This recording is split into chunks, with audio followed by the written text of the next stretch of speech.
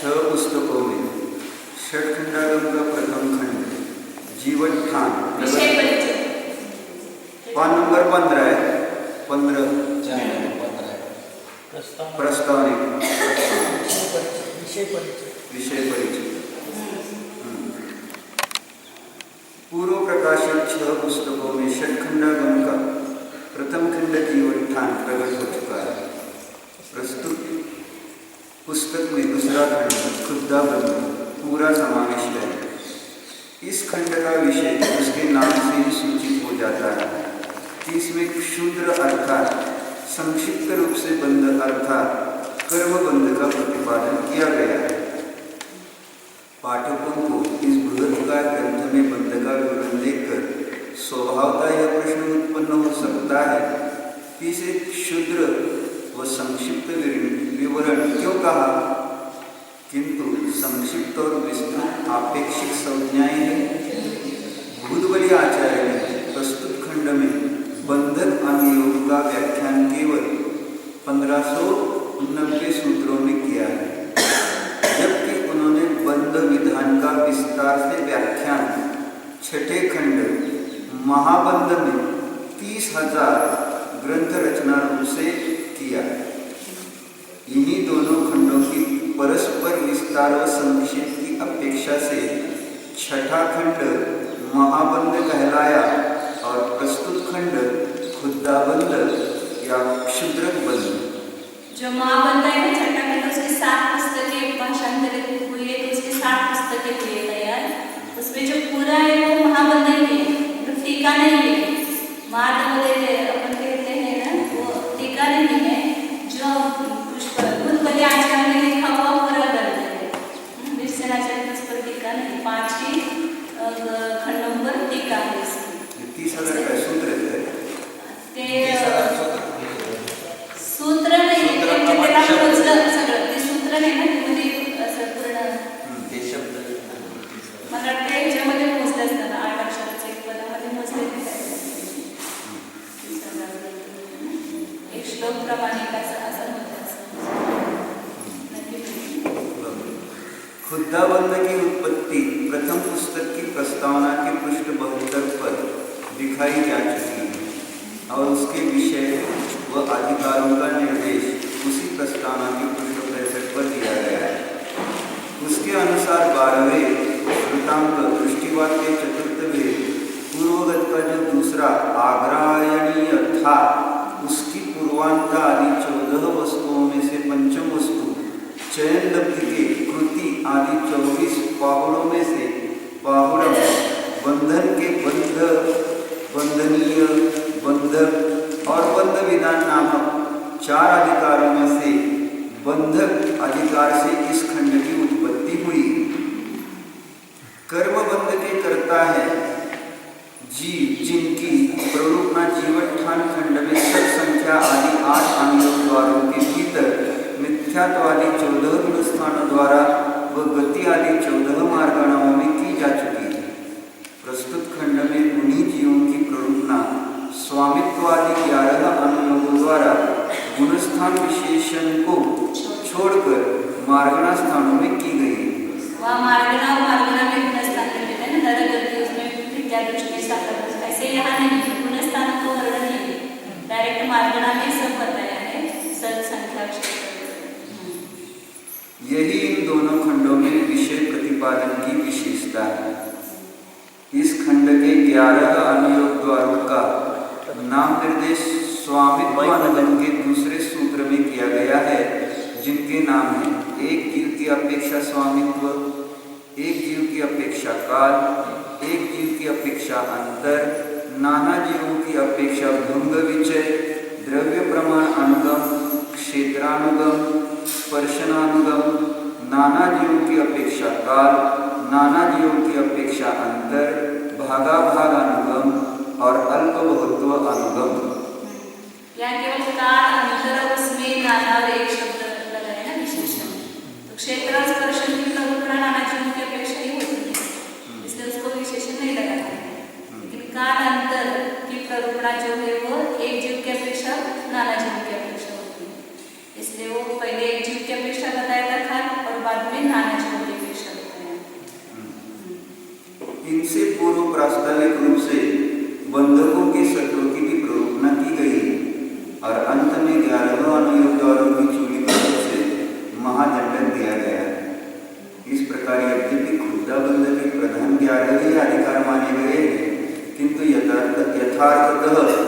उसके भीतर 13 अधिकारों में सूत्र रचना पाई जाती है, जिनके विषय का परिचय इस प्रकार है। बंधक सत्व प्रभुना।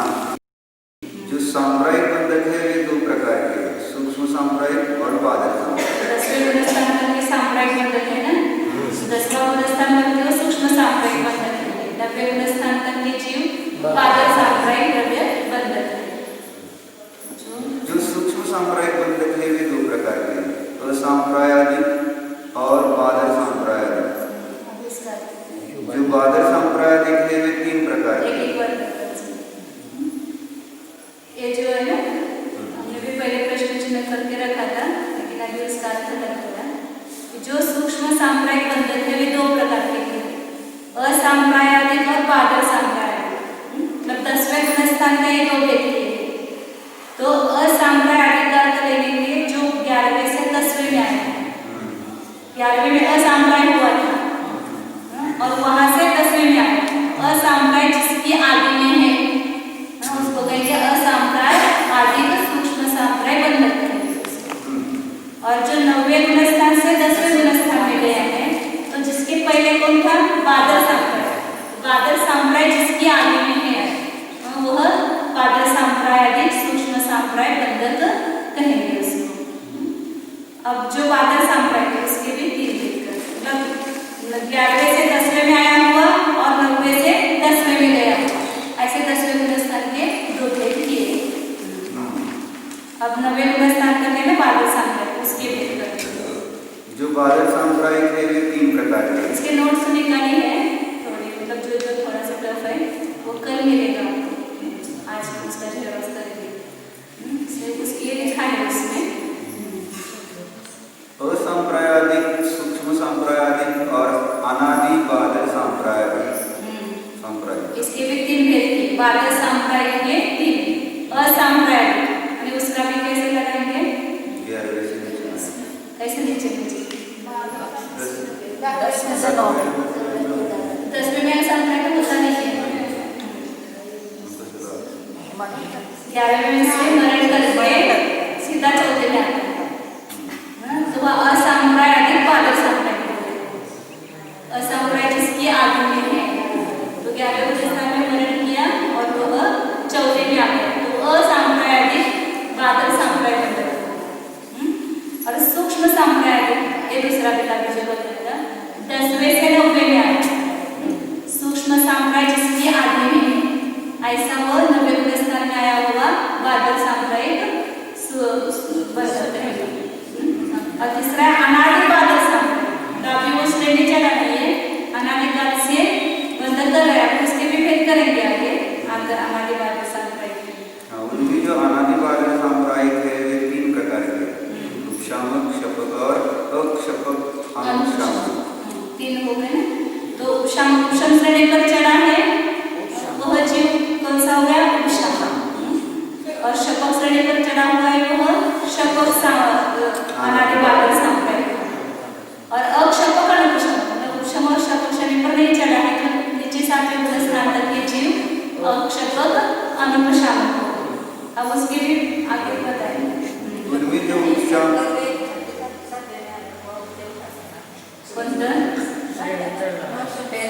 अनादि बाधक सांप्रायिक है ना, जब आला तो साधी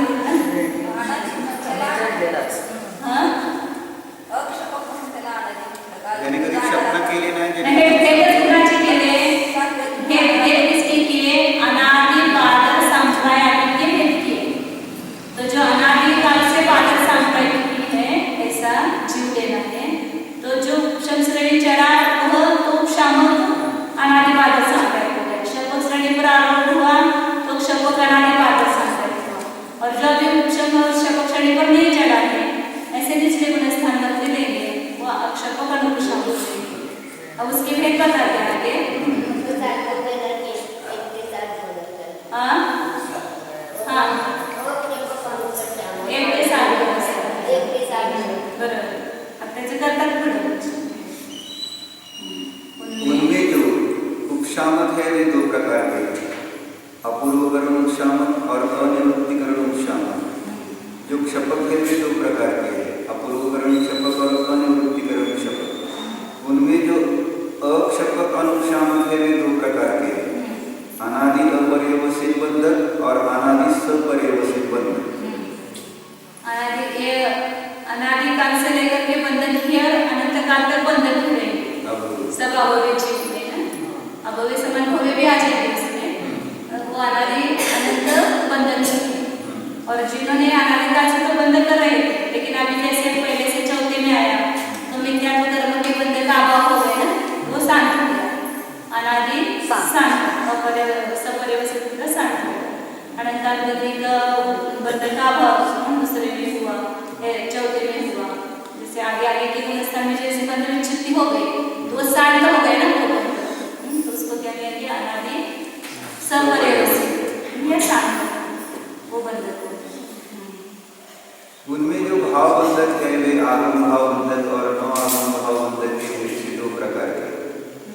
उनमें जो बंध प्रावृत्त की जानकार और उसमें उपयोग रखने वाले हैं वे आगम भाव बंधक। बीच में सब भेद किसके किए के? तद्व्यतिरिक्त द्रव्य बंधन के दो भेद किए, कर्म बंधन और नो कर्म बंधन। हम उसके कर्म बंधन के भेद किए। अब चौथा जो भेद है, नाम, स्थापना, द्रव्य और भाव, वो भाव बंधन के भेद बताते हैं। वे आगम भाव बंधक और न आगम भाव बंधक के भेद से दो प्रकार के। उनमें जो बंध प्रावृत्त की जानकार और उसमें उपयोग रखने वाले हैं वे आगम भाव बंधक। आगम द्रव्य बंधन में जानकार तो था लेकिन उपयोग से नहीं था। भाव बंधन इसको कहेंगे आगम जानता भी है, उसमें उपयोग से सही है। तो आगम भाव, अभी जैसे अपन शूद्र बंधन पढ़ रहे हैं उसमें उपयोग से सही है, तो क्या कहेंगे? शूद्र आगम भाव शूद्र बंधन। नो आगम भाव बंधक जैसे क्रोध, मान, माया, लोभ, वो प्रेम को आत्मसात करने वाले भाव रूप से परिणमित होने वाले, तो वो भाव बंधन रूप से परिणमित हुए ना, इसलिए वो नो आगम भाव बंधन करेंगे। नो आगम में हमेशा उस पर्याय से परिणत लेते हैं। तो अभी हम क्रोध, मान, माया, लोभ में परिणत हुए तो भाव बंधन रूप से परिणमित हुए ना, इसलिए नो आगम भाव। सब बंधकों में कर्म बंधकों का ही यहाँ अधिकार है। इन बंधकों का निर्देश करने पर 14 मार्ग स्थान आधारित वे मार्ग स्थान कौन से है? ऐसा पूछे जाने पर आचार्य आगे सुनते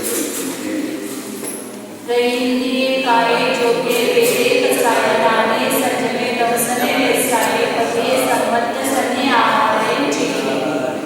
गति, इंद्रिय, काय, वेद, कषाय, ज्ञान, संयम, दर्शन, निश्चय, भव्य, सम्यक, सौधनी और आहार ये 14 मार्ग स्थान है। जहाँ उनके लिए फायदा है, तो ये सब पहले वर्णन आ गया है, इसके बाद कुछ नहीं कहते तो भी चलता है। 14 फायदा है, लेकिन आचार्य ने वापिस बताया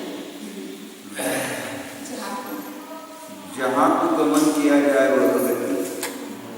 एक शब्द का अर्थ है शंका। गति की इस प्रकार निरुक्ति करने से तो ग्राम, नगर, खेड़ा, करवट आदि स्थानों को भी गतिपना प्राप्त होता है। आप वहाँ से आपके गाँव से यहाँ आ गए तो वो भी गति है ना, लेकिन वो नहीं जाते।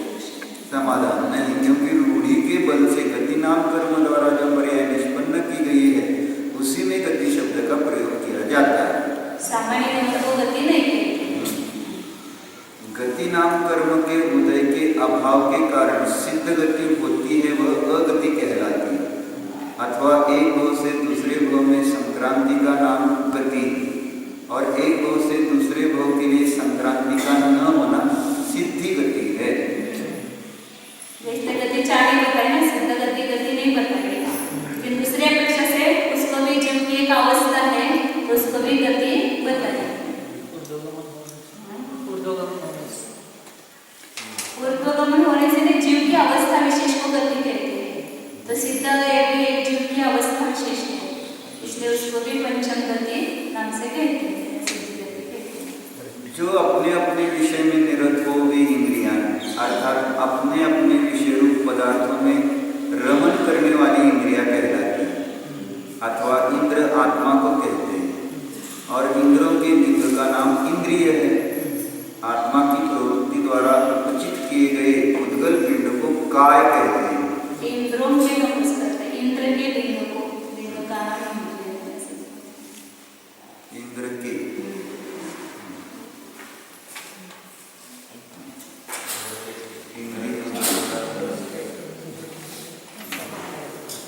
अथवा आत्मा की प्रवृत्ति द्वारा आत्मा के उद्गल पिंड को काय कहते हैं? अथवा पृथ्वी काय आदि नामकरणों के द्वारा उत्पन्न परिणाम को कार्य में कारण की ऊर्जा से काय कहा है? अथवा हर एक मार्गना का स्वरूप बता रहे हैं, इंद्रिय मार्गना का बताया काय कहा, अथवा जिसमें जीवों का संचय किया जाए ऐसी उत्पत्ति से काय बना है। आत्मा की प्रवृत्ति से उत्पन्न संकोच विकोच का नाम योग, अर्थात मन वचन और काय के अवलंब से जीव प्रदेशों में परिस्पंदन होने को योग कहते हैं। आत्मा की प्रवृत्ति से मैथुन रूप समूह की उत्पत्ति का नाम वेद है। सुख दुख रूपी खूब फसल उत्पन्न करने वाले कर्म रूपी क्षेत्र का जो कर्षण करते हैं वे कषाय, जो यथार्थ वस्तु का प्रकाशक है अथवा जो तत्वार्थ प्राप्त कराने वाला है वह ज्ञान, व्रत रक्षण, समिति पालन, कषाय निग्रह, दंड त्याग और इंद्रिय जय का नाम संयम है। अथवा सम्यक रूप से यम का नाम संयम कहते हैं। प्रकाश रूप वृत्ति का नाम दर्शन है। आत्म प्रवृत्ति में संश्लेषण करने वाली निशा है। प्रकाश चित्त प्रकाश, अथवा लिंपन किसी को प्रकाशित नहीं करते, प्रकाशित करते ऐसे अंतर्मुचित प्रकाश दर्शन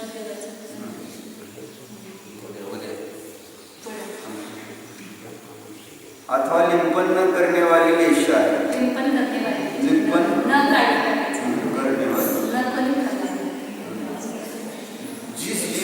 जिस जीव ने निर्वाण को पुरस्कृत किया है अर्थात अपने सन्मुख रखा है भव्य, और उससे विपरीत अर्थात निर्वाण को पुरस्कृत नहीं करने वाला जीव अभव्य। तत्वार्थ की श्रद्धा का नाम सम्यक दर्शन है। अथवा तत्वों में रुचि होना ही सम्यक है। अथवा प्रशम संवेग अनुकंपा अस्तित्व की अभिव्यक्ति ही इसका लक्षण है, वही सम्यक है। शिक्षा क्रिया उपदेश और आलाप को ग्रहण करने वाला जीव समझी है। उससे विपरीत अर्थात शिक्षा क्रिया को ग्रहण नहीं कर सकने वाला जीव असमझी है। शरीर बनाने के योग्य पुद्गल पिंड को ग्रहण करना ही आहार है। उससे विपरीत अर्थात शरीर के योग्य पुद्गल पिंड को ग्रहण नहीं करना अनाहार है। संक्षेप में पूरा जीवकाल हो गया। 14 मार्गांचा इन्हीं पूर्वोक्त 14 स्थानों में जीवों की मार्गणा अर्थात खोज की जाती है, इसीलिए इनका नाम मार्गणा है। गद्यानुवादेन निरय गतिये निरया बंधा। गति मार्गणा के अनुसार नरक गति में नारकी जीव बंधन है। कौन कौन बंधन है इतना बताएंगे, कौन बंधन और कौन अस्तित्व बताएंगे। यहाँ सूत्रोक्त बंध शब्द से बंधक का ही अभिप्राय है, क्योंकि बंध और बंधक इन दोनों पदों की एक ही कारक में निष्पत्ति है। अर्थात ये दोनों ही शब्द बंध धातु से कर्ता कारक के अर्थ में क्रमशः अच व मूल प्रत्यय लगकर बने हैं। वो व्याकरण का बताया। अब मूल है ना, जिसका अग्रज है, अब होता है वर्ण को ऐसे सूत्र है, इसलिए वो बंधक बन गए। और अच में से अ बचता है केवल, इसलिए बंध धातु को अ लगेगा तो बंध शब्द तैयार होगा। तिरिखा बंधना तिर्यंच बंधक है, क्योंकि उनमें बंध के कारणभूत मिथ्यात्व, असंयम, कषाय और योग पाए जाते हैं। शंका, यहाँ सूत्र में तिरिख गति अर्थात तिर्यंच गति में ऐसा पद क्यों नहीं कहा?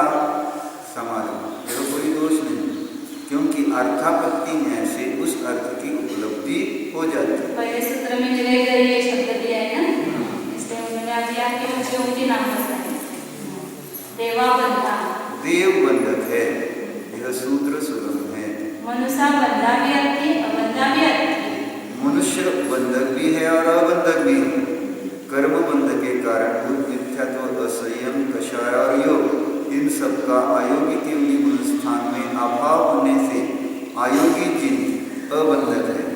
शेष सब मनुष्य बंधक है, क्योंकि वे मिथ्यात्वादी बंध के कारणों से संयुक्त पाए जाते हैं। तो केवल अबंधक मनुष्य गति में आएगा, अन्य गति में अबंधक नहीं मिलेगी। सिद्ध अबंधा, सिद्ध अबंधक है, क्योंकि सिद्ध बंध कारणों से व्यतिरिक्त मोक्ष के कारणों से संयुक्त होते हैं। चार गति के अंत में हमेशा पंचमत में सिद्ध गति का वर्णन करते हैं। शंका, बंध के कारण कौन से हैं? क्योंकि बंध और बंध के कारण जाने बिना मोक्ष के कारणों का ज्ञान नहीं हो सकता। कहा भी मालूम पड़ेगा तो उससे मुक्त होने का उपाय प्राप्त होगा। कहा भी है अध्यात्म में जो बंध के उत्पन्न करने वाले भाव है और जो मोक्ष को उत्पन्न करने वाले भाव है, तथा जो बंध और मोक्ष दोनों को नहीं उत्पन्न करने वाले भाव है, वे सब भाव जानने योग्य हैं। अतएव बंध के कारण बदलाना चाहिए। शंका करने के वो आगम का प्रमाण प्रस्तुत किया। समाधान, मिथ्यात्व, असंयम, कषाय और योग, ये चार बंध के कारण हैं, और सम्यक दर्शन, संयम, अकषाय और अयोग, ये चार मोक्ष के कारण हैं। कहा इसमें प्रमाद जो है वो कषाय में करके समझना, प्रमाद अलग से नहीं बताया। कभी प्रमाद को भी लेकर के 5 बताते हैं, और कभी संक्षेप से 2 भी बताते हैं। कषाय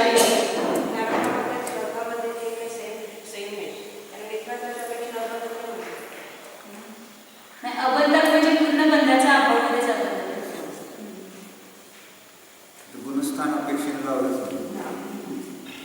मिथ्यात्व, अविरति, कषाय और योग, एक कर्मों के आश्रव भाव, अर्थात कर्मों के आगमन द्वारा, तथा सम्यक दर्शन, संयम अर्थात विषय विरक्ति, कषाय निग्रह और मन वचन काय का निरोध, इस संवर अर्थात कर्मों के निरोधक भाव।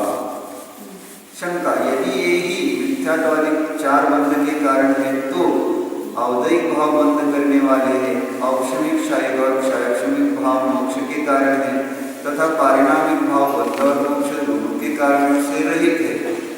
इस सूत्र गाथा के साथ विरोध उत्पन्न होता है। ऐसा कहने पर कहते हैं कि विरोध नहीं उत्पन्न होता है, क्योंकि अवदैहिक भाव बंध के कारण है। ऐसा कहने पर सभी अवदैहिक भावों का ग्रहण नहीं किया है, क्योंकि वैसा मानने पर गति, जाति आदि नाम कर्म संबंधी अवदैहिक भावों के भी बंध के कारण होने का प्रसंग आ जाएगा। तो तीर्थंकर के अवदैहिक भाव में बंध का कारण बनेगा। दिव्य धुनी का चिरंगा गमन, तो बंध का अवदैहिक भाव बंध के कारण नहीं करेगा। मनुष्य गति का उदय का जैसे 14वें गुणस्थान तक है ना, वहाँ पर भी बंध होना चाहिए। शंका, देव गति के उदय के साथ भी कितनी ही प्रकृतियों का बंध होना देखा जाता है, फिर देव गति का उदय उनका कारण क्यों नहीं होता? समाधान, ऐसा कहने पर कहते हैं कि उनका कारण देवगति का उदय नहीं होता, क्योंकि देवगति के उदय के अभाव में नियम से उनके बंध का अभाव नहीं पाया जाता। जिसके अन्वय और व्यतिरेक के साथ नियम से जिसके अन्वय और व्यतिरेक पाए जावे, वह उसका कार्य और दूसरा कारण होता है। जिसके होने पर ही कार्य हो और नहीं होने पर कार्य नहीं हो, तो ये उस कार्य का वह कारण कहा जाता है। अर्थात जब एक के सद्भाव में दूसरे का सद्भाव और उसके अभाव में दूसरे का अभाव भी पाया जावे, तभी उनमें कार्य कारण भाव संभव हो सकता है, अन्यथा नहीं। देवगति के उदय के साथ जो प्रकृतियां बनती वो अन्य गति के उदय के साथ में बनती है ना, इसलिए वो उसका कारण हो ही नहीं कह सकते। इस न्याय से मिथ्यात्व आदि कभी बंध के कारण है। इन कारणों में मिथ्यात्व, नपुंसक, नरकायु, नरक गति, रिविजन होती है, कौन कौन से गुणस्थान में कौन कौन सी बंधन विच्छेद। इन कारणों में मिथ्यात्व, नपुंसकत्व, नरकायु, नरगति, इंद्रिय, त्रिंद्रिय, त्रिंद्रिय, चतुरिंद्रिय जाति, कुंड संस्थान, संप्राप्त स्वरूपाटिका शरीर सहन, नरगति प्रायोजन पूर्वी, आतप, स्थावर, सूक्ष्म, पर्याप्त और साधारण इन 16 प्रकृतियों के बंध का मिथ्यात्वोदय कारण है। क्योंकि मिथ्यात्वोदय के अन्वय और व्यतिरेक के साथ इन 16 प्रकृतियों के बंध का अन्वय और व्यतिरेक पाया जाता है। निद्रा, निद्रा, प्रचला, प्रचला, स्त्यान, वृद्धि, अनुदान, बुद्धि, क्रोध, मान, माया और लोभ, स्त्रीवे, तिर्यंचायु, तिर्यंचगति, न्यग्रोध, स्वाति, कुब्ज और वामन शरीर संस्थान, वज्र नाराज, नाराज, अर्धनाराज और कीवी शरीर सहन, तिर्यंचगति प्रायोजन पूर्वी, उद्योत, अप्रशस्त विहार गति, दुर्भग, दुस्वर, अनादि और नीच गोत्र, इन प्रकृतियों के बंध का अनंतानुबंधी चतुष्ट का उदय कारण है। दूसरे गुणस्थान में जिनकी बंध विच्छेद नहीं होती वे 25 प्रकृतियां हैं। क्योंकि उसी के उदय के अन्वय और व्यतिरेक के साथ इन प्रकृतियों का भी अन्वय और व्यतिरेक पाया जाता है। अप्रत्याख्यानावर्णीय क्रोध, मान, माया और लोभ, मनुष्यायु, मनुष्य गति, औदारिक शरीरांगोपांग, वज्र वृषभ सहनन और मनुष्य गति प्रायोजन पूर्वी, इन 10 प्रकृतियों के बंध का अप्रत्याख्यानावर्णीय चतुष्ट का उदय कारण, क्योंकि उसके बिना इन प्रकृतियों का बंध नहीं पाया जाता। चौथे गुणस्थान 10 प्रकृतियां हैं। प्रत्याख्यानावर्णीय क्रोध, मान, माया और लोभ, इन 4 प्रकृतियों के बंध का कारण इन्हीं का उदय है, क्योंकि अपने उदय के बिना इनका बंध नहीं पाया जाता। चौथे गुणस्थान की, 5वें गुणस्थान की 4 असातावेदनीय, अरति, शोक, अस्थिर, अशुभ और अयशस कीर्ति, इन 6 प्रकृतियों के बंध का कारण प्रमाद है, क्योंकि प्रमाद के बिना इन प्रकृतियों का बंध नहीं पाया जाता। शंका, प्रमाद किसे कहते हैं? समाधान, 4 संयोजन कषाय और 9 कषाय, इन 13 के तीव्र उदय का नाम प्रमाद है। शंका, पूर्वोक्त 4 बंध के कारणों में प्रमाद का कहाँ अंतर्भाव होता है? समाधान, कषायों में प्रमाद का अंतर्भाव होता है, क्योंकि कषायों से पृथक प्रमाद नहीं पाया जाता। देवायु के बंध का भी कषाय ही कारण है, क्योंकि प्रमाद के हेतुभूत कषाय के उदय के अभाव से अप्रमत्त होकर मंद कषाय के उदय रूप से परिणत हुए जीव के देवायु के बंध का विनाश पाया जाता है। इसलिए वो देवायु का बंध का प्रारंभ तो प्रमादी जीव करता है, मतलब प्रमुख 6वें गुणस्थान में होता है, लेकिन 7वां गुणस्थान हुआ तो भी वो देवायु के बंध रुकता नहीं, वहाँ पर भी चालू रहता है, इसलिए वो उसका कारण कषाय बनता है, केवल प्रमाद का बता करके कषाय बनता है उसका कारण।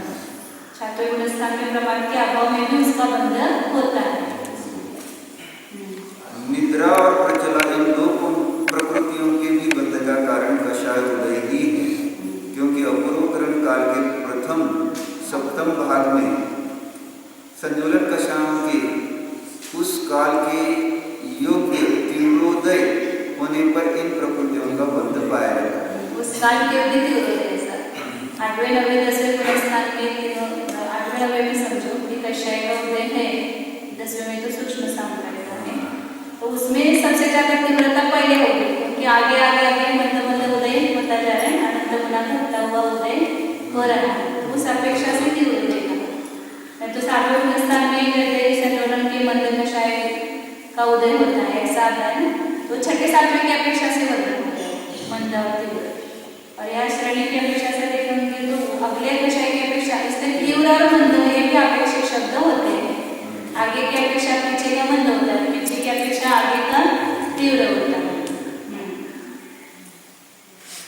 देवगति, पंचेंद्रिय जाति, वैकृत, आहार, तेजस और कार्बन शरीर, समचतुरस्र संस्थान, वैकृत शरीरांगोपांग, आहार शरीरांगोपांग, वर्ण, गंध, रस, स्पर्श, देवगति प्रायोजन पूर्वी, अगुरु लघु, उपघात, परघात, उच्छ्वास, प्रशस्त विहाय गति, त्रस, बादर, पर्याप्त, प्रत्येक शरीर, स्थिर, शुभ, सुभग, सुस्वर, आदेय, निर्माण और तीर्थंकर, इन 30 प्रकृतियों के भी बंध का कषाय उदय ही कारण है, क्योंकि अपूर्वकरण काल के 7 भागों में से प्रथम 6 भागों के अंतिम समय में मंदकर कषाय उदय के साथ इनका बंध पाया जाता है। छठे भाग में इसकी उच्चति होती है। हास्य, रति, भय और जुगुप्सा इन 4 के बंध अध प्रवृत्त और अपूर्वकरण निमित्त कषाय उदय कारण है, क्योंकि उन्हीं दोनों परिणामों के काल संबंधी कषाय उदय में ही इन प्रकृतियों का बंध पाया जाता है। 4 संजलन कषाय और पुरुष वेद इन 5 प्रकृतियों के बंध का बादर कषाय कारण है, क्योंकि सूक्ष्म कषाय के सद्भाव में इनका बंधन नहीं पाया जाता। 5 ज्ञानावली, 4 दर्शनावली, यशत कीर्ति, उच्च गोत्र और 5 अंतरा इन 16 प्रकृतियों का सामान्य कषायोदय कारण है, क्योंकि कषायों के अभाव में इन प्रकृतियों का बंध नहीं पाया जाता। 7 व्यक्ति के बंध का योग ही कारण है, क्योंकि मिथ्यात्व, असंयम और कषाय इनका अभाव होने पर भी अकेले योग के साथ ही इस प्रकृति का बंध पाया जाता है, और योग के अभाव में इस प्रकृति का बंध नहीं पाया जाता है, और इनके अतिरिक्त अन्य कोई बंध योग्य प्रकृतियां नहीं है जिससे कि उनका कोई अन्य कारण हो। शंका, असंयम भी बंध का कारण कहा गया है, सो वह किन प्रकृतियों के बंध का कारण है? समाधान, यह शंका ठीक नहीं, क्योंकि संयम के घातक कषाय रूप चारित्र मोहनीय कर्म के उदय का ही नाम असंयम। यदि असंयम कषायों में अंतर्भूत होता है, फिर उसका पृथक उद्देश्य किस लिए किया जाता है? समाधान, यह कोई दोष नहीं, क्योंकि व्यवहार की अपेक्षा से उसका पृथक उद्देश्य किया गया है। बंध कारणों की यह प्रवृत्ति पर्यायिक का आश्रय करके की गई है, पर द्रव्यात्मक का अवलंबन करने पर तो बंध का कारण केवल एक ही है, क्योंकि कारण चतुष्ट के समूह से ही बंध रूप कार्य उत्पन्न होता है। चारों मिलकर द्रव्यार्थ की अपेक्षा चारों को एक कहा। बंध का कारण प्रत्येक इसको मतलब सामान्य से होती एक कहा। एक की अपेक्षा व्यवहार से 4 सहज है। द्रव्यार्थ करने से आप दोष से कहेंगे तो एक ही बंध का कारण है। एक क्या है? कषाय एक में क्या है? कषाय में तो योग रहेगा, इसमें कारण एक में क्या है? चारों का समूह होता है ना, कारण कारण चतुष्ट का समूह ऐसा बनता है, मिलाकर के योग आहे म्हणजे जे मात्र योग प्रश्न जे मात्र सगळे येते योगच मारण्याचं कारण आहे। मिथ्या प्रकृति कषाय को एक कारण तो संग्रह नहीं को आगम भाषा द्रव्यार्थिक नहीं करके कथन कर दिया, चारों को मिलाकर संग्रह कर दिया और उसको आगम भाषा का द्रव्यार्थिक ने कह दिया। आगम भाषा का द्रव्य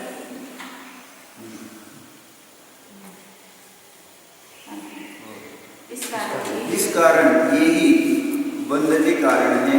इनके प्रतिपक्षी सम्यकोत्पत्ति, देशयम, संयम, अनंतानुवर्ती संयोजन, दर्शन मोह क्षपन, चारित्र मोह क्षमन, शांत कषाय, चारित्र मोह क्षपन, क्षीण कषाय और सहयोग के लिए ये परिणाम मोक्ष के कारण होते हैं। सब संयोजन के कारण बताए ना, क्योंकि इनके निमित्त से प्रति समय असंख्यात गुणश्रेणी रूप से कर्मों की निर्जरा पाई जाती है, किंतु जीवत्व, भव्यत्व, अभव्यत्व आदि जो पारिणामिक भाव है वे बंध और मोक्ष दोनों में से किसी के भी कारण नहीं है, क्योंकि उनके द्वारा बंध या मोक्ष की प्राप्ति नहीं होती। इस बंध के कारण, मोक्ष के कारण और जो बंध और मोक्ष दोनों के कारण नहीं, ऐसे 3 प्रकार के भाव है। तो बंध के कारण बताए पहले मिथ्यात्व, संयम और उसके कारण उसके विपरीत बताए, और पारिणामिक भाव जो है वो बंध का भी कारण है और मोक्ष का भी कारण है। इस कर्म के क्षय से सिद्धों की यह गुण उत्पन्न हुआ है, इस बात का ज्ञान कराने के लिए एक आचार्य यहाँ प्रवर्तित की जाती है। जिस ज्ञानावलीय कर्म के उदय से जीव जिन द्रव्य गुण और पर्याय तीनों को नहीं देखता, उसी ज्ञानावलीय कर्म के क्षय पाहिजे तिथं दर्शनावरने झाले तर ध्यानावरने करायचं. वही जीव उन सभी तीनों को एक साथ देखने लगता है. जिस दर्शनावरणीय कर्म के उदय से जीव द्रव्य गुण और पर्याय इन तीनों को देखता है, उसी दर्शनावरणीय विषय से वही जीव उन सभी तीनों को एक साथ देखने लगता है. द्रव्य गुण पर्याय तीनों को देखने का क्षोभ में रहते हैं. स्पर्धक का उदय रहते हुए भी उसको ज्ञान होता है. सापेक्षा से उदय से कहा दर्शनावरणीय कर्म के उदय से तब जब उदय रहते हुए मतलब वो क्षोभ में रहा उदय होता है और उसी के क्षय से केवल दर्शन होता है.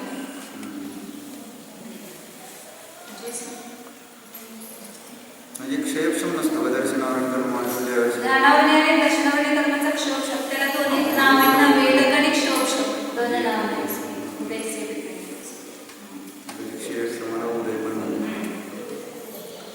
जिस वेदनीय कर्म के उदय से जीव सुख और दुख इस दो प्रकार की अवस्था का अनुभव करता है, उस कर्म के उदय के क्षय से आत्मा का आनंद सुख उत्पन्न होता है.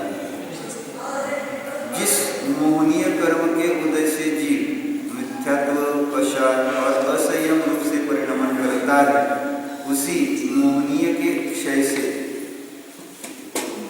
इनके विपरीत गुणों को प्राप्त करता है. जिस आयु कर्म के उदय से बेचारा जीव प्रति समय मरता और जीता है,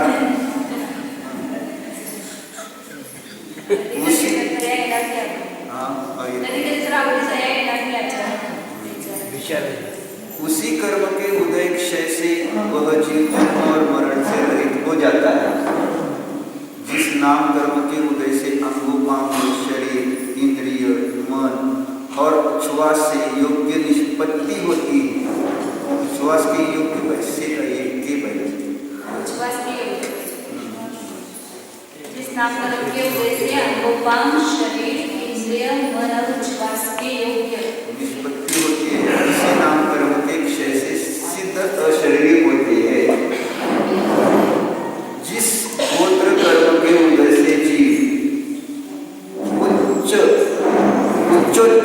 उच्च नीच, नीचोच्च नीच या नीच भाव को प्राप्त होता है, उसी गोत्र कर्म के क्षय से वह जीव नीच और उच्च भावों से मुक्त हो जाता है.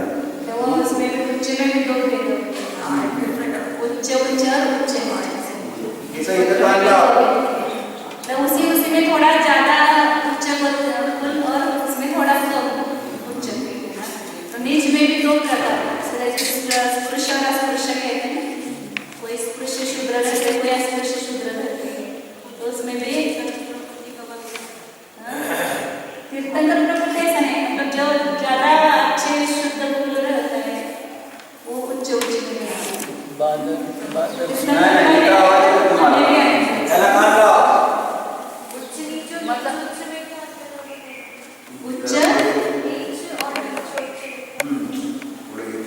उच्च में थोड़ा सा हल्का, उच्च में ऊंचा ही है, ऊंचा ज्यादा होगा, नीच कम होगा, और नीच में नीचा ज्यादा होगा और ऊंच कम होगा.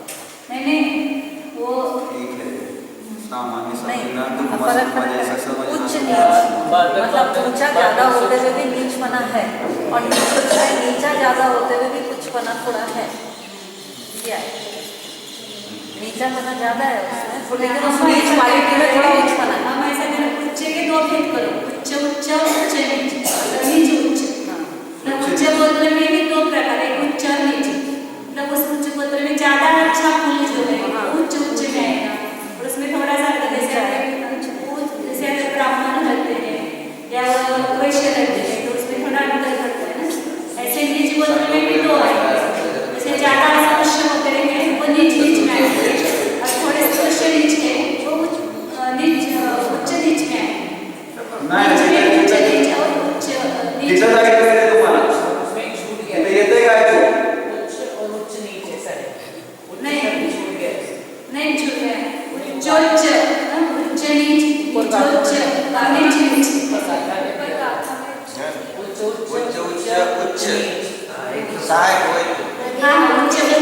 उच्च राहिले शब्द हाँ बीच का ले लेंगे.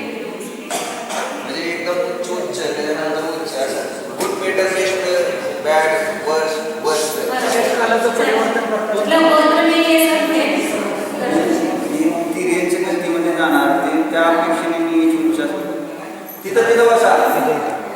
येते बोलतो ऐका, तिथं ऐकू येत नाही बघा. येते तुम्ही बसा. तिथं बसा, मी वाचते. बोल. तिथं ऐकू येते, तिथंच बसा. तिथं ऐकू येते, तिथं आपण बसा. बसा.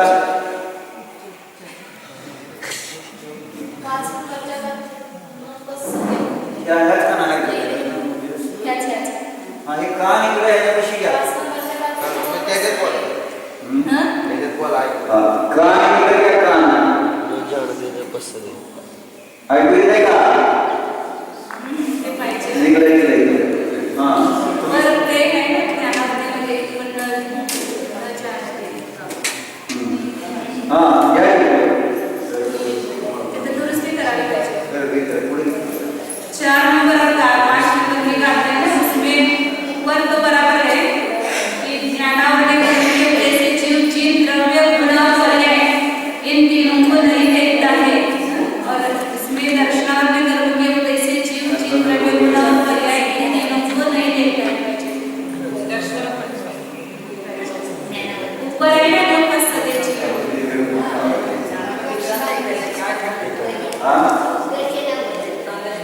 आणि ज्ञानावरणे कर्माच्या उदयाने ज्ञान होत नाही, दर्शनावरणे कर्माच्या उदयाने दर्शन होत नाही. आणि त्याचा क्षय झाला असताना होते. तिथं हे पाहिजे, दुरुस्ती करायला पाहिजे. नाही ते नाही, खालच्या रचनेने हे पाहिजे. आपण जो अर्थ लावला ना की ते उदयाने शोषण नाही घ्यायचं म्हणून, तसं नाही. वर राखेमध्ये न पुस्तके जीव आहे, नाही देखता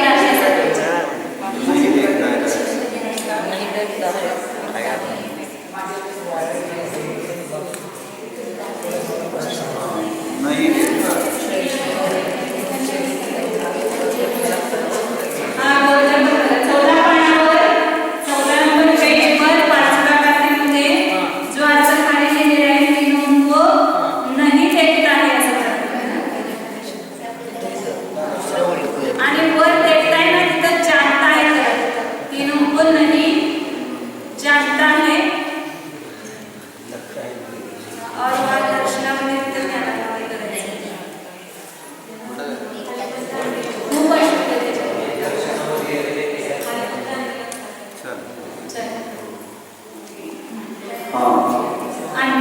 जिस अंतराय कर्म के उदय से जीव के वीर्य, उपभोग, मोह, दान और लाभ में विघ्न उत्पन्न होता है, उसी कर्म के क्षय से सिद्ध पंचविध लब्धि से संयुक्त होते, जो जग में मंगलभूत है, विमल है, ज्ञान दर्शनमय है और त्रैलोक्य के शिखर रूप है, ऐसे समस्त सिद्धों को मेरा सदा नमस्कार हो. सिद्धांना सिद्ध सिद्ध तिथं ऐका. तिथं हा तिथं ऐका. तिथं सिद्ध समस्त सिद्धांना इंडिया वाटेनं 1 इंडिया बंधा, 2 इंडिया बंधा, 3 इंडिया बंधा, 4 इंडिया बंधा.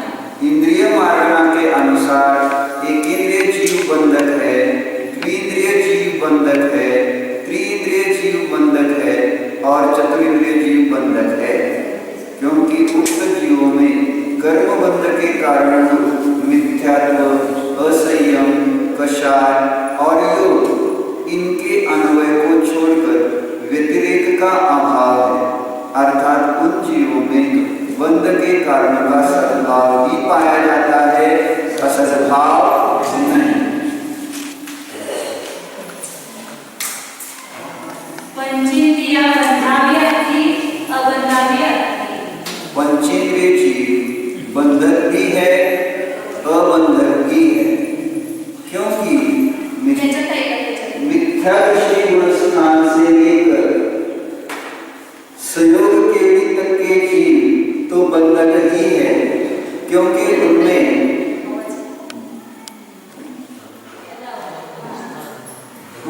बंध के कारणभूत मिथ्यात्वादि पाए जाते हैं, किंतु अयोग के भी अबंधक ही है, क्योंकि उनमें मिथ्यात्व आदि सभी बंध के कारण का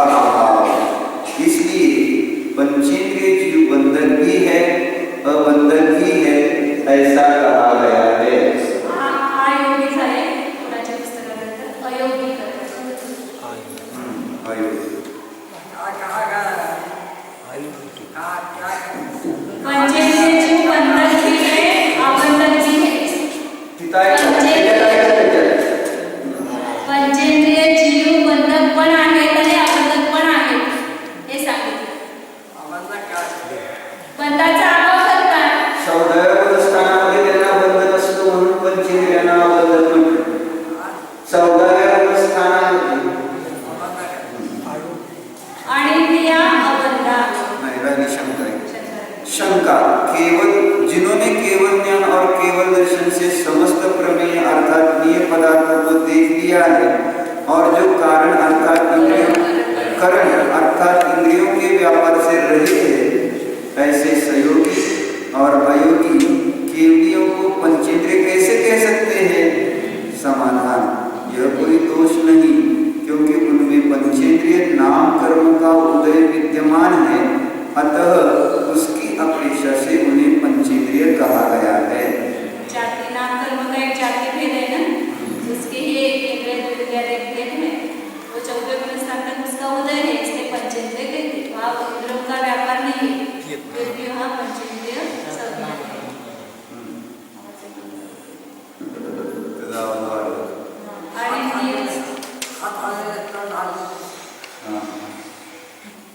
अनिंद्रिय अबंधा।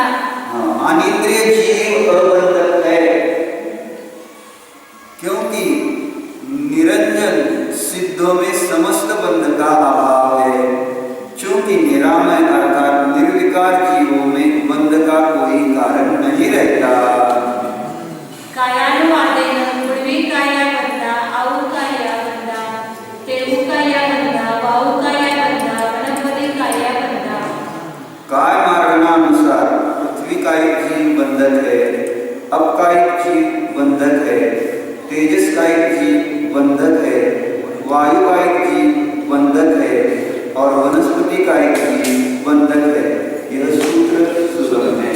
तसं काया बंधा भी अर्थी, अबंधा भी अर्थी। कृष्ण का एक जीव बंधक भी है, अबंधक भी है, क्योंकि मिथ्या दृष्टि मनस्थान से लेकर सहयोग के भी तक के त्रसकायिक जीवों में बंध के कारण को मिथ्यात्वादी पाए जाते हैं, किंतु आयोग के भी में वे बंध के कारण नहीं पाए जाते हैं। अकाया अबंधा। अकायिक जीव अबंधक है, यह सूत्र सुगम है। जोगाणवादेन मनोयोगी वची जोगी काय जोगिनो बंधा। योग मार्गानुसार मनोयोगी, वचन योगी और काय योगी बंधक है, यह सूत्र भी सुगम है। अयोगी अबंधा। अयोगी जीव अबंधक है। शंका योग किसे कहते हैं? मन, वचन और काय संबंधी उद्गलों के आलम्बन से जो जीव प्रदेशों का परिस्पंदन होता है, वही योग है। शंका यदि ऐसा है तो अयोगी जीव नहीं होते। क्रिया सहित जीव द्रव्य को अक्रिय मानने में विरोध आता है। समाधान यह कोई दोष नहीं, क्योंकि आठों कर्मों के क्षीण हो जाने पर जो पूर्व गमनोपलंबी क्रिया होती है, वह जीव की स्वाभाविक क्रिया है, क्योंकि वह कर्मोदय के बिना प्रवृत्त होती है। स्वस्थित प्रदेश को न छोड़ते हुए अथवा छोड़कर जो जीव द्रव्य का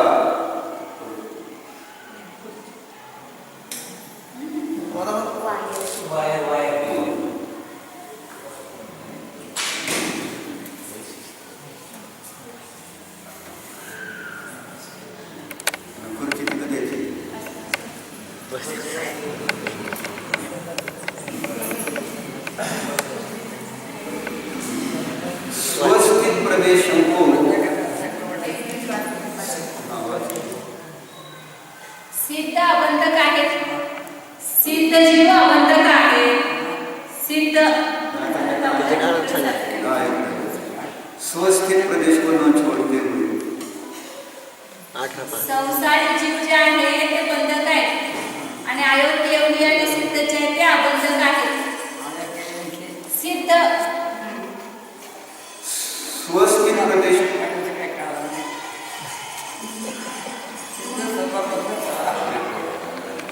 ते सांगावं लागतं.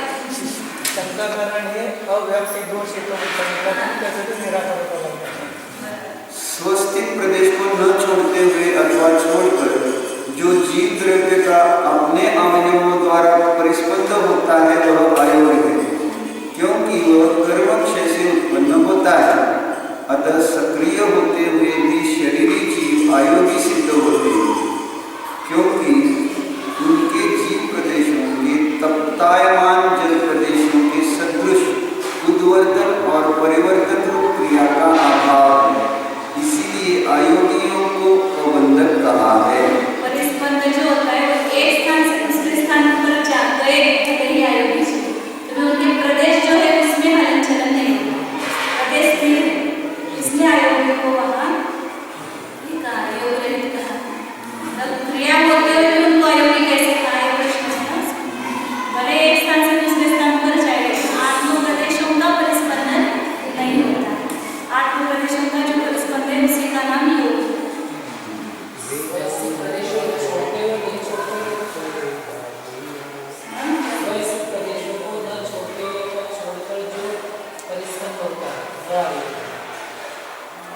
स्वस्थित प्रदेश को न छोड़ते हुए अथवा छोड़कर जो जीव द्रव्य का अपने अवयवों द्वारा परिस्पंदन होता है। अपने असंख्यात प्रदेश को न छोड़ते हुए एक क्षेत्र से दूसरे क्षेत्रांतर पर गमन करते थे। प्रदेश को न छोड़ते हुए भी गमन करे। केवल भगवान अपने असंख्यात प्रदेश को नहीं छोड़ते, फिर भी अनेक क्षेत्र में भी छोड़कर क्या करेंगे? छोड़कर का परिस्पंदन तो है ना, स्वस्थित प्रदेश को न छोड़ते हुए अथवा छोड़कर या म्हणजे गमन कर रहा है ऐसे परिस्पंदन परिस्पंदन जो है वो अपने स्वस्थित प्रदेश को न छोड़ते हुए भी होता है और छोड़कर जैसे कि यार एक शरीर को छोड़ा दूसरे इसमें गया तो भी योग चालू रहता है ना, बीच में आत्म प्रदेशों का परिस्पंदन चालू रहता है। आयोग उसको आयोग कहते हैं। हाँ, वो आयोग योग के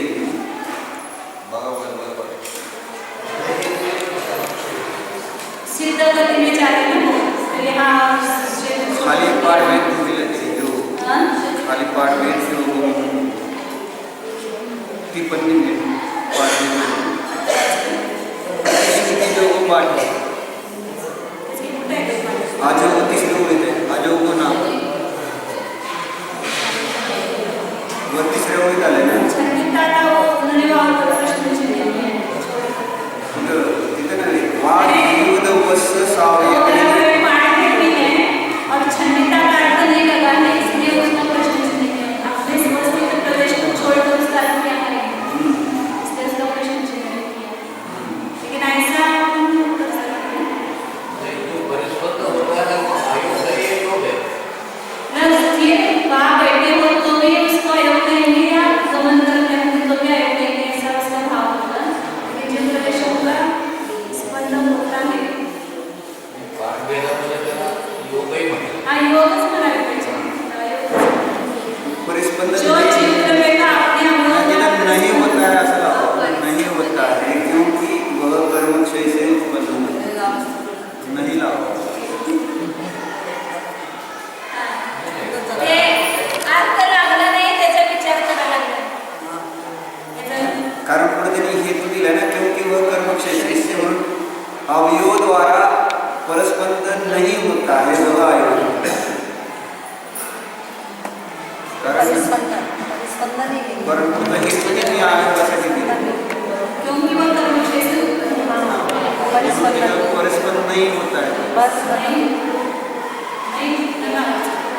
न लाभ सठित देशन अछंडीय छंडितावा जीव दवस सावयवेही परिबंधो आजको नाम जे जो पाठ संशोधन झालं पुढे त्यांनी हेतू दिला ना, तसं कमक हे चालू मग तिथं आयोगाची सिद्धी करावी लागेल, मग परिस्पंदनाचा अभाव सिद्ध करावा लागेल। विचार नाही कसं न लावायचं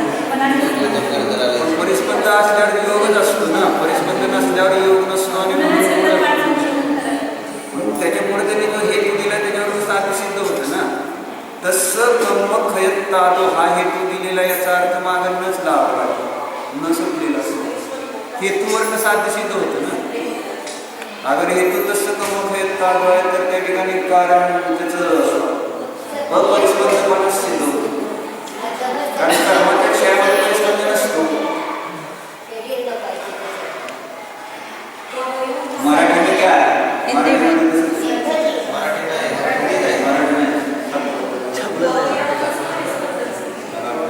परिस्पंदन लिखे, परिस्पंदन नहीं लिखे, परिस्पंदन लिखे, परिस्पंदन नहीं होता है, ऐसा होना चाहिए. ध्यान छोड़ने की बात है ना.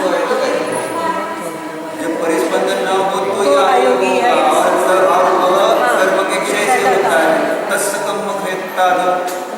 छोड़ने का मतलब ये आणि मग त्यावेळेस हे बसतं विषय की आयोग केवळ इथं असताना सुद्धा, म्हणजे स्वस्थित प्रदेश म्हणजे बाहेरचे प्रदेश, म्हणजे या आकाश क्षेत्रामध्ये असताना सुद्धा त्याचं परिस्पंदन आहे. आणि या आकाश क्षेत्रातून दुसऱ्या आकाश क्षेत्रामध्ये जातो त्यावेळेस परिस्पंदनाचा अभाव आहे. असं तिथं ते दोन लावलं. परिस्पंदन आहे, परंतु तो आयोग आहे असं म्हणताय ना. परिस्पंदनाला आयोग असं म्हणतात. जीव के अपने अवयवों द्वारा ग्रस्त होते हैं, आयोग के द्वारा नहीं. ये जो परिस्पंद होता है योग से, जो योग से प्रदेशामध्ये होणारी क्रिया गमन रूप क्रियेला परिस्पंदन नाव नाही. म्हणून तिथे ते परिस्पंदन नहीं ऐसा नहीं है उसको तो. हाँ भगवान महावीर काय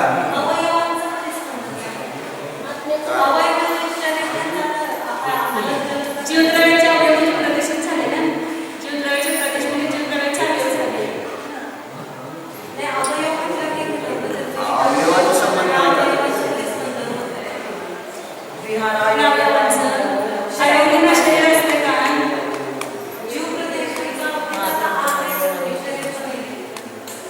शरीर जसं लागायचे जाते ना आपल्या शरीराचं रचना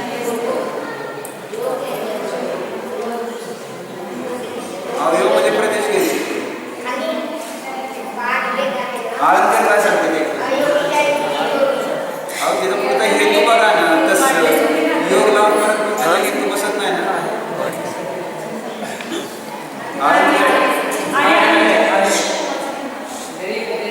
चलो हा चालेल. जवळ घ्या जवळ. बोल. एक तर्कशील दृष्टि से देखेंगे हम तो भगवान महावीर का आखिरी उद्देश्य विपुलाचल पर हो गए और वहां से वो पावापुरी पर आकर ठहर गए. तो परिस्पंदन तो हुआ, लेकिन अब वहां जाकर ठहरे तो अपरिस्पंदन को अवस्था भूत अयोग केवल का कार्य है. 5 उपचार कर्मक्षय बाबाबर में भी वो जब बैठे योग सिद्ध करने के लिए तब सहयोगी थे ना. जब लास्ट जब अमावस्या के दिन सवेरे गए उसके पहले वो 5 उपचार संबंध में चौबे स्थान में. उसके बाद से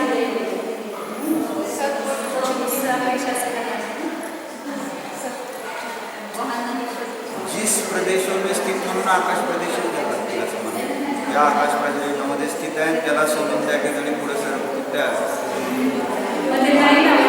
नाही लावावं लागत नाही तर पुढचा हेतू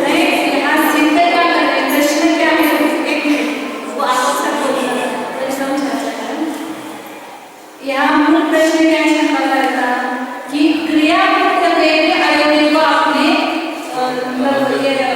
अयोग्य से कहा. मतलब क्रिया करते हो ऐसा लगा करते हो क्या कि क्रिया के सब हम उनको अयोग्य नहीं कह सकते आप. तो सिद्ध क्या करने क्रिया होते हुए भी वो अयोग्य उनको एक सिद्ध करते हैं. बड़े क्या सीखते हैं तो ऊर्ध्वगमन क्रिया हो रही है. यहाँ से वहाँ सिद्धशिला में जाकर के विराजमान हो रहे थे. ऊर्ध्वगमन क्रिया हो रही है क्योंकि वो क्रिया स्वाभाविक क्रिया है. ये पता है. और योग इसको बताएंगे कि आत्म प्रदेशों का हलचल इस स्थान को आप छोड़ो या मत छोड़ो. या बैठे बैठे भी योग हो रहा है कि नहीं हो रहा है क्योंकि आत्म प्रदेशों का हलचल हो रहा है. और इसको गमन करेंगे अपन एक स्थान को छोड़ करके जाएंगे तब भी वहाँ योग हो ही रहा है. और क्रिया बिना किए भी योग हो रहा है और क्रिया करते हुए भी योग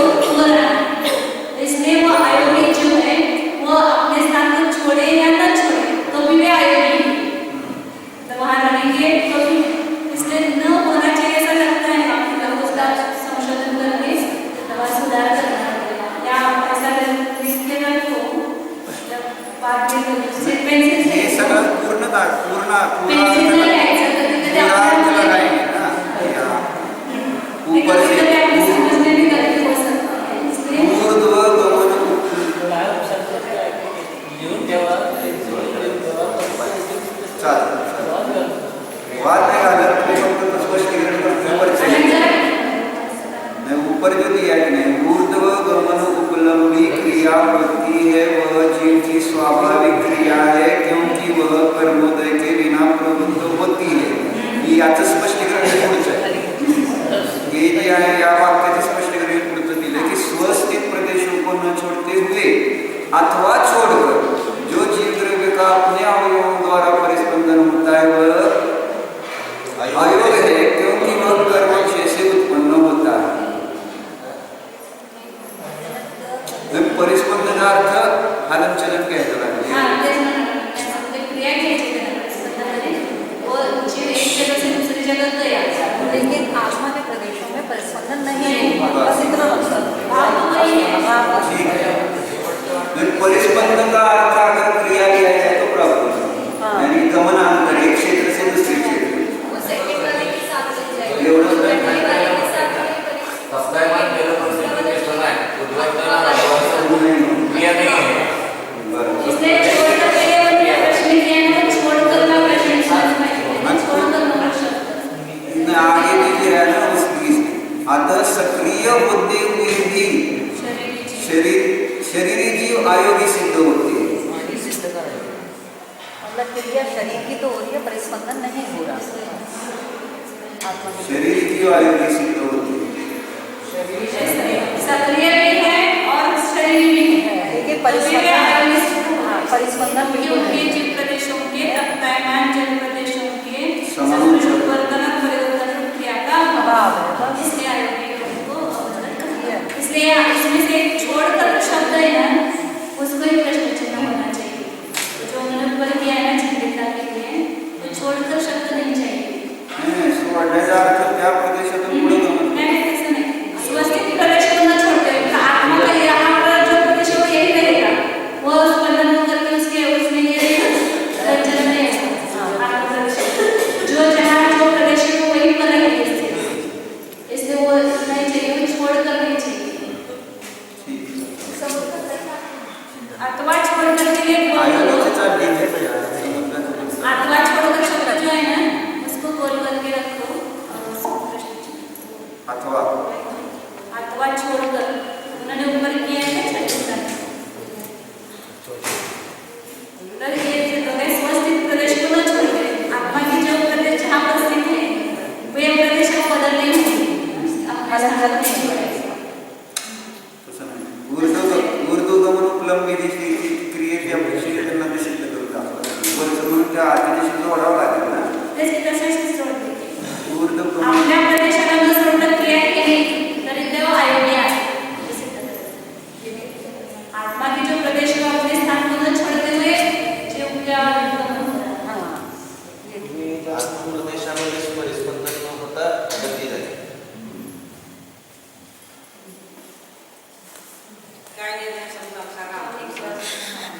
चौथे स्थान में क्रिया होते हुए भी उसको अयोग्य क्यों कहा तो जीव के प्रदेश जो है उसमें हलन चलन नहीं होता जो जीव के प्रदेश अब जैसे अभी यहाँ हलन चलन हो रहा है तो हमारे यहाँ आत्मा का प्रदेश यहाँ आ जाता है यहाँ से यहाँ जाता है यहाँ से यहाँ जाता है सब उसका परिस्पंदन हो रहा है वैसा चौथे स्थान में नहीं होता और भले एक जगह से दूसरी जगह गए वहाँ से वो सिद्धालय में विराजमान हो जाएंगे तो भी वो क्रिया तो हुई फिर भी उसको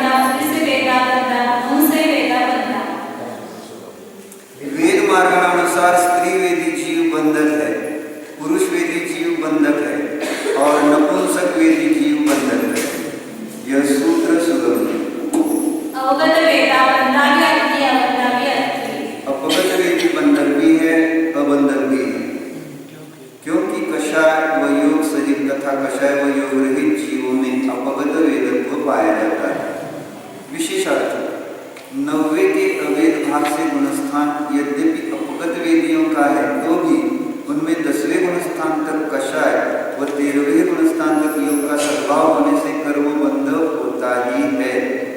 और इस प्रकार इन गुणस्थानों के जीव अपगत वेदी होने पर भी बंधक है। 14वें गुणस्थान में बंध का अंतिम कारण योग भी नहीं रहता और इस कारण गुणस्थान के अपगत वेदी जीव को बंधक है। इस गुणस्थान में इस कारण 14वें गुणस्थान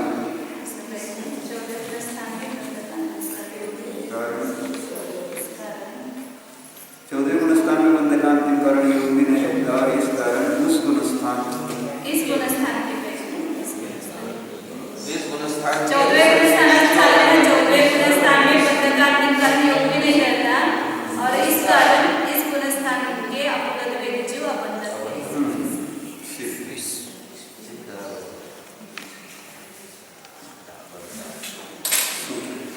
सिद्ध अबंधक सिद्ध अबंधक है। शंका जिस कारण अपगत वेदी की सिद्धों में भी है, अतएव पूर्वोक्त सूत्र में अपगत वेद की प्ररूपना से ही सिद्धों की भी प्ररूपना हो जाती है। इसलिए सिद्धों की प्ररूपना निष्फल क्यों नहीं हो जाती है? समाधान ऐसा कहने पर कहते हैं कि सिद्धों की पृथक प्ररूपना निष्फल नहीं है, क्योंकि अपगत वेद पने की अपेक्षा बंधक और अबंधक ये दोनों राशियां ग्रहण की गई है, जिससे सिद्धों में भी बंधक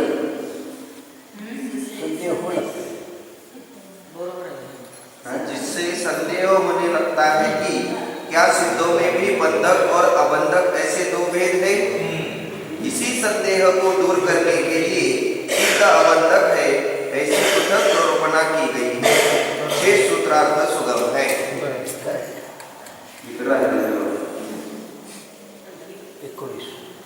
संदेह होने लगता है जिससे सिद्धों में भी बंधक और अबंधक जिससे संदेह होने लगता है कि सिद्धों में भी असं वाक्य मध्ये वर आहे तसं जेन संदेह सिद्ध अपगत वेद पने की अपेक्षा बंधक और अबंधक ये दोनों राशियां ग्रहण की गई हैं, जिससे सिद्धों में भी बंधक और अबंधक विषय संदेह होने लगता है। अतः इसी संदेह को दूर करने के लिए सिद्ध अबंधक है ऐसे तक प्ररूपणा की गई है।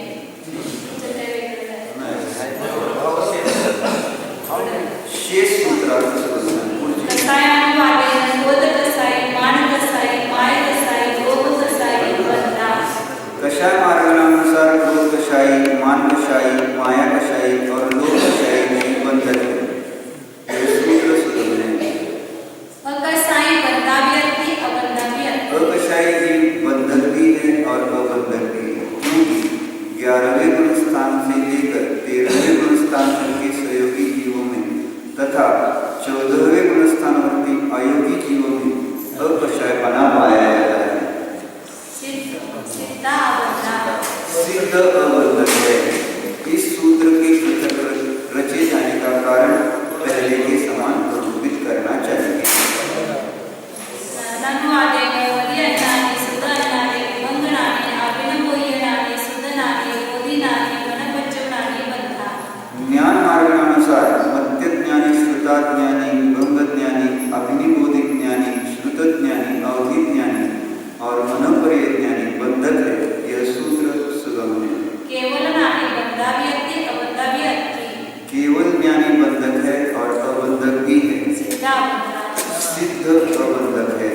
शंका यहाँ अबंधक ही है ऐसा अन्य विकल्प का निषेधात्मक एव पद का प्रयोग क्यों नहीं किया? समाधान नहीं किया, क्योंकि सूत्र की पृथक रचना मात्र से ही वही अर्थ जान लिया जाता है। शेष सूत्रार्थ सुगम है। संचरण वालेन असंचरा बंधा संचरा संचरा बंधा संचरा बंधा भी अति अबंधा भी अति संयम मार्गानुसार असंयत बंधक है और संयता संयत बंधक है।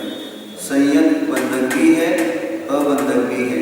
संयम से 6वें गुणस्थान से 14 गुणस्थान है। नेम संयत न असंयत न संयता संयत ऐसे सिद्ध जीव अबंधक है।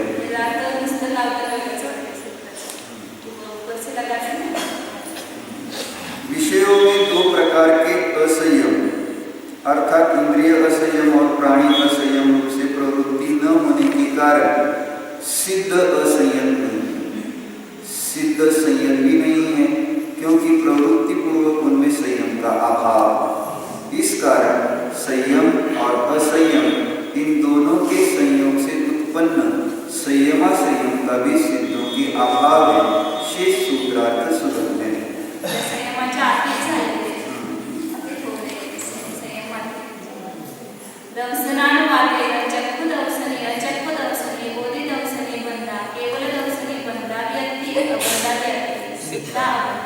दर्शन मार्गानुसार चक्षुदर्शनी अचक्षुदर्शनी और अवधि दर्शनी बंधक है। केवल दर्शनी बंधक भी है और अबंधक भी है। सिद्ध अबंधक है। यह सब सूत्र सुगम।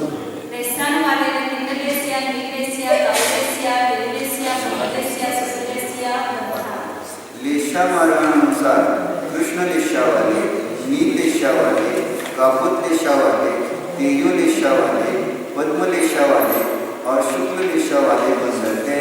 यह सूत्र सुगम है। लेशा रहित जीव अबंधक है। शंका सिद्ध अबंधक है ऐसा पृथक निर्देश क्यों नहीं किया? समाधान नहीं किया क्योंकि लेशा रहित जीवों में बंधक और अबंधक ऐसे दो विकल्प न होने से कोई संदेह उत्पन्न नहीं होता, अर्थात अलेश्य अबंधक है। इतना कहने मात्र से ही स्पष्ट हो जाता है कि लेशा रहित अयोगी जीव भी अबंधक है और सिद्ध भी अबंधक है। शेष सूत्रार्थ इसलिए वहां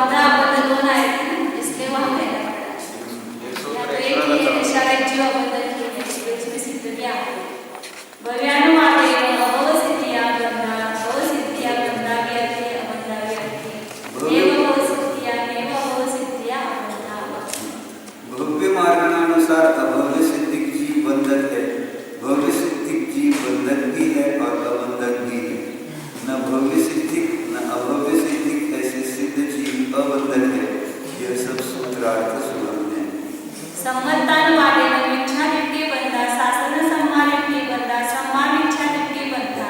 सम्यक मार्गानुसार मिथ्या दृष्टि बंधक है। सासारण सम्यक दृष्टि बंधक है और सम्यक मिथ्या दृष्टि बंधक है क्योंकि उक्त जीव समस्त कर्माश्रयों से संयुक्त होते हैं। सम्यक दृष्टि बंधक भी है और अबंधक भी है क्योंकि चौथे से 13वें गुण स्थान तक के आश्रव सहित और 14वें गुण स्थानों के आश्रव रहित ऐसे दोनों प्रकार के जीवों में सम्यक दर्शन पाया जाता है। सिद्ध अबंधक है। यह सूत्र सुगम है।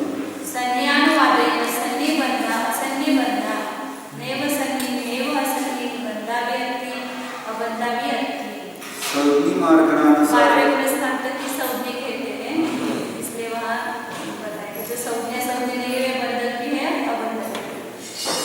सौधि मार्गानुसार सौधि बंधक है, असौधि बंधक न सौधि न असौधि ऐसे केवल ज्ञानी जीव बंधक भी है और अबंधक भी है। उनका नो इंद्रिय ज्ञानावरण सर्वभाग नष्ट हो गया है, इसलिए केवल ज्ञानी जीव सौधि नहीं है तथा उनके मात्र इंद्रियों के अवलंबन से ज्ञान की उत्पत्ति नहीं होती, इसलिए वे केवल ज्ञानी जीव असौधि नहीं। अतः वे न सौधि और न असौधि होकर बंधक भी है और अबंधक भी है क्योंकि उनकी सहयोगी अवस्था में बंध का कारण योग पाया जाता है और अयोगी अवस्था में अबंध का कारण योग का अभाव रहता है। इस प्रकार के केवल ज्ञानी जीव बंधक भी होते हैं और अबंधक भी होते हैं। सिद्ध अबंधक के यह सूत्र सुगम है।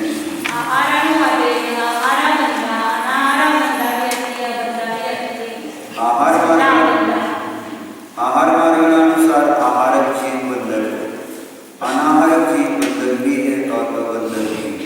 सिद्ध अबंधक के सूत्र शंका यह बंध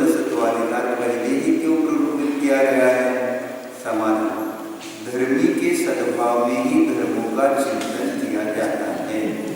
इस न्याय के अनुसार बंधकों का अस्तित्व सिद्ध हो जाने पर पश्चात उनकी विशेष प्ररूपणा करना योग्य है। इसलिए बंधकों की सत्प्ररूपणा पहले ही करना चाहिए। इस प्रकार अस्तित्व से सिद्ध हुए बंधकों के 11 अनुयोगों द्वारा विशेष प्ररूपणार्थ आगे की ग्रंथ रचना हुई है। इस प्रकार बंधक सत्प्ररूपणा समाप्त हुई। बंधक जीव है तो फिर वे कितने हैं, कितने क्षेत्र को स्पर्श करते हैं, कितना जो प्रकार वगैरह सब विशेष प्ररूपण आगे बढ़ते बंधक जीव है। और न्यायिकता की सिद्धि के लिए भी जानना आवश्यक है। तो केवल सांख्य मतवादी जैसे क्या हो जाएंगे, सभी जीव शुद्ध ही हो जाएंगे, बंधक ही हो जाएंगे। इसलिए दोनों पर्याप्त में से भी विचार करना है कि जीव को बंध हो रहा है तो फिर हम बंधक है तो फिर छूटने के लिए प्रयत्न करेंगे। बंधे ही नहीं है तो छूटना क्या है, इसलिए बंधक है ये जानना भी। प्रतिज्ञा हेतु और प्रतिज्ञावचन हेतु वचन के द्वारा पूरा सिद्ध करते।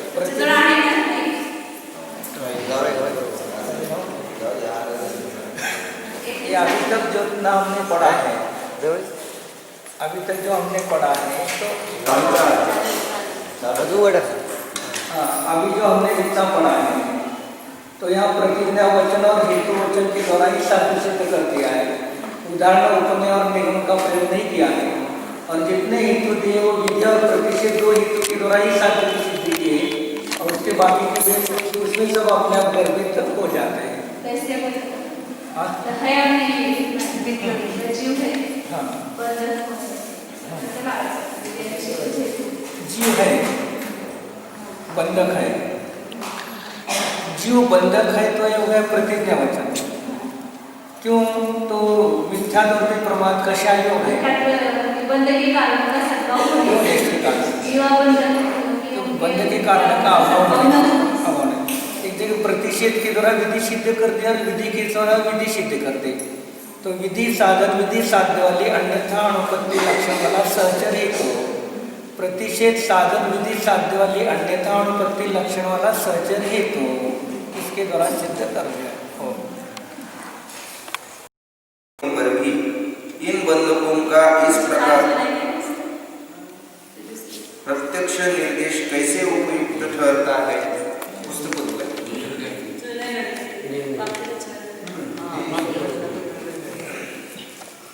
पुस्तक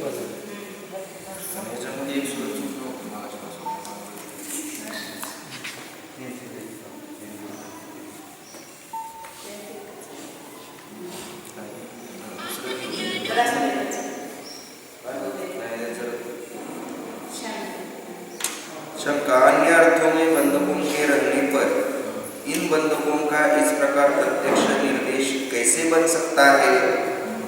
समाधान: यह कोई दोष नहीं, क्योंकि बंधक विषय बुद्धि से प्रत्यक्ष पने की अपेक्षा करके प्रत्यक्ष निर्देश की उपपत्ति बन जाती है। शंका: सत अनुयोग द्वार की पहले ही प्ररूपित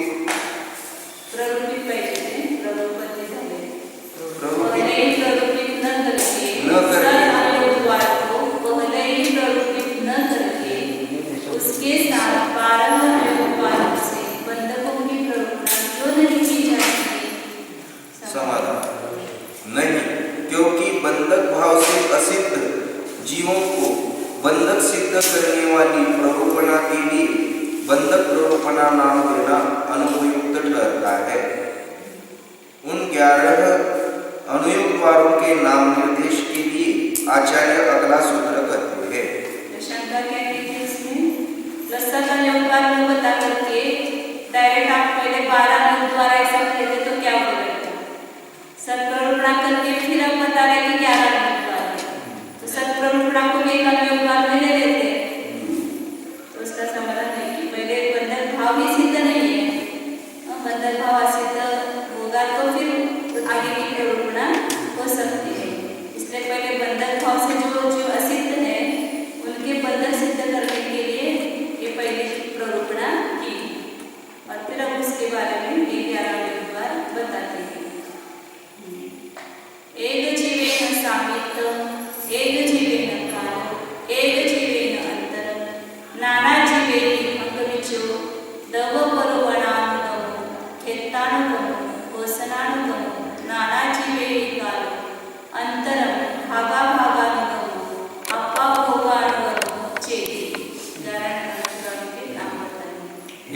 की अपेक्षा स्वामित्व, एक जीव की अपेक्षा काल, एक जीव की अपेक्षा अंतर, नाना जीवों की अपेक्षा भंग विचय, द्रव्य प्ररूपणानुगम, क्षेत्रानुगम, स्पर्शनानुगम, नाना जीवों की अपेक्षा काल, अंतर, भागाभागानुगम और अल्पबहुत्व।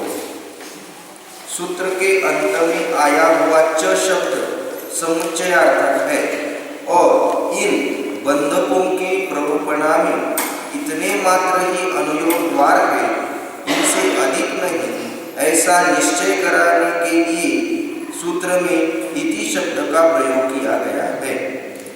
शंका, एक जीव की अपेक्षा स्वामित्व का कथन सबसे पूर्व में ही क्यों किया जाता है? समाधान, नहीं, क्योंकि यह स्वामित्व संबंधी अनुयोग द्वार आगे के समस्त अनुयोग द्वारों के नहीं अवस्थित कारण रूप से असं पाहिजे, ते नाही शब्द काढून टाकायचा. यह स्वामित्व संबंधी अनुयोग द्वार, स्वामित्वाचे देखील आपण स्वामित्व संबंधी करा. अनुयोग द्वार आगे के समस्त अनुयोग द्वारों के कारण रूप से अवस्थित है. नहीं शब्द निकालना और वह कारण रूप से शब्द डालना.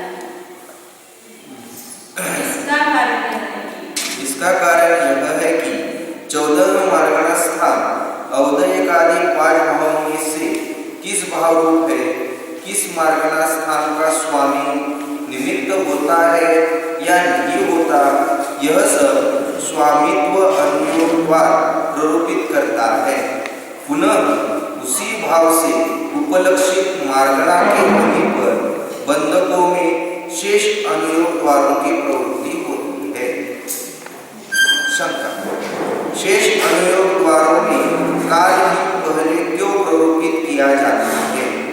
समाधान, नहीं, क्योंकि काल की प्ररूपणा के बिना अंतर प्ररूपणा की उपपत्ति नहीं बैठती, अतः अंतर ही कहना चाहिए.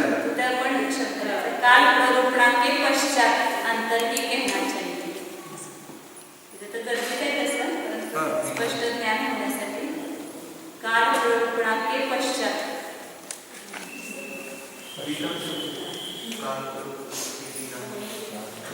आता शब्द काढून काल प्ररूपणा के पश्चात अंतर ही कहना चाहिए. क्योंकि एक जीव से संबंध रखने वाला अन्य कोई अनुयोग द्वार नहीं पाया जाता.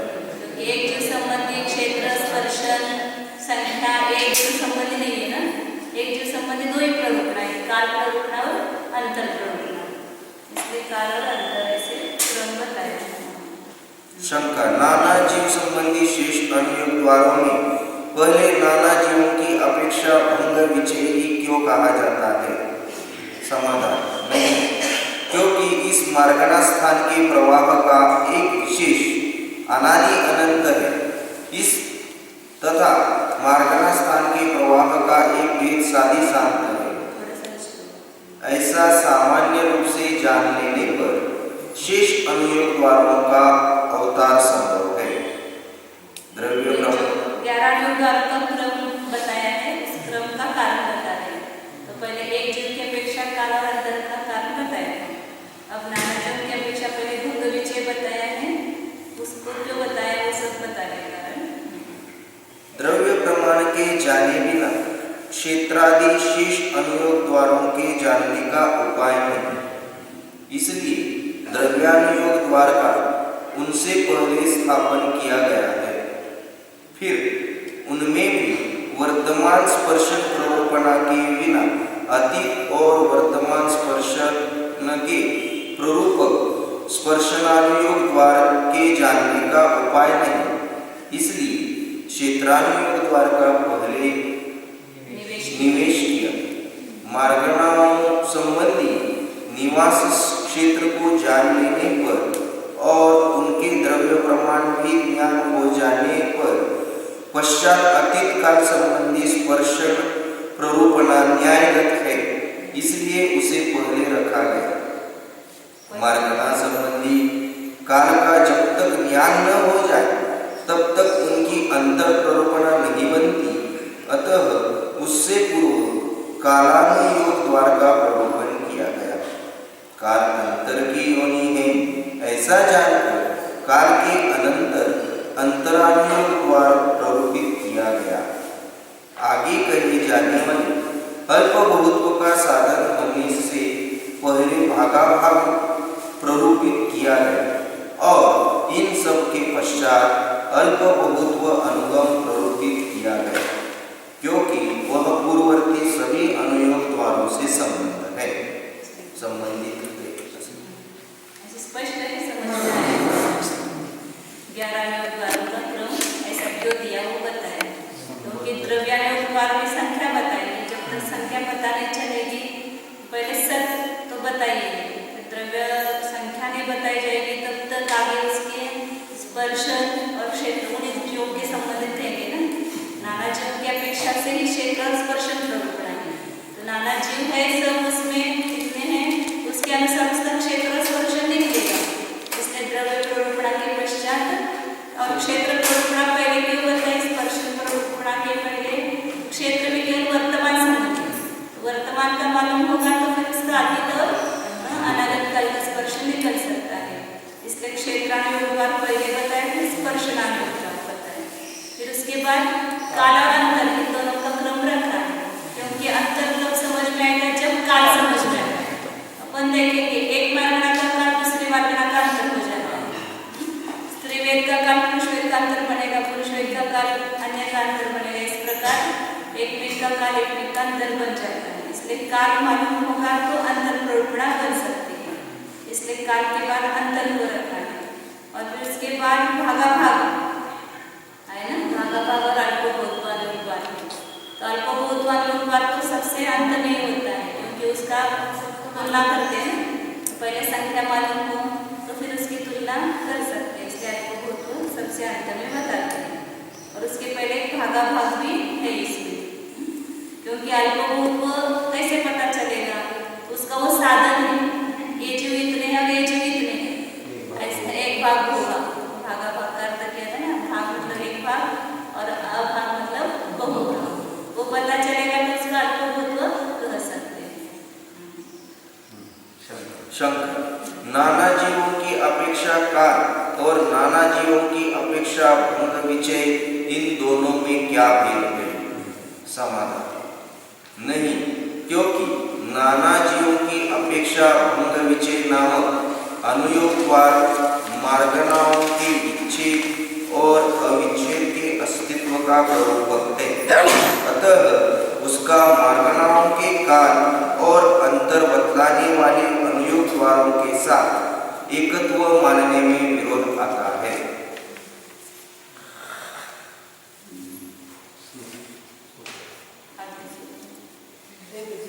एक जीवेन सामित्वम, एक जीव की अपेक्षा स्वामित्व की प्ररूपणा की जाती है। जैसा उद्देश्य होता है उसी के अनुसार निर्देश किया जाता है। इस न्याय के अनुसरण करने के लिए एक जीव की अपेक्षा स्वामित्व का वर्णन करेंगे, ऐसा प्रस्तुत सूत्र में कहा गया है। गति गतियानुवादेन धीरे गतिये धेरयो नाम कथं भवति। गति मार्गनानुसार नरक गति में नारकी जीव किस कारण से है? शंकर यह प्रश्नात्मक सूत्र किस आधार से रचा गया है? समाधान यह प्रश्नात्मक सूत्र नए समूह के आधार से रचा गया है। यदि एक ही नए होता तो कोई संदेह भी उत्पन्न नहीं होता, किंतु नए अनेक है, इसलिए संदेह उत्पन्न होता है कि किस नए से नए के विषय का आश्रय लेकर स्थित नारकी जीव का यहाँ ग्रहण किया गया है। यहाँ पर नयों का अभिप्राय बतलाते हैं, वह इस प्रकार है। सात नए बताए ना, नैगम संदर्भ व्यवहार, उस सात नयों की अपेक्षा नारकी का जो वाच्य बनेगा नारकी शब्द का वो अलग अलग होगा। इसलिए किस कारण से नारकी है ये प्रश्न इसलिए किया है कि उसमें अनेक नयों के उत्तर गर्भित होंगे, इसमें कौन सा लेना है वो बताइए। क्रम से सात नयों का वर्णन करते हैं। एक बार जो तुम्हें लिया था किसी मनुष्य को पापी लोगों का समागम करते हुए देख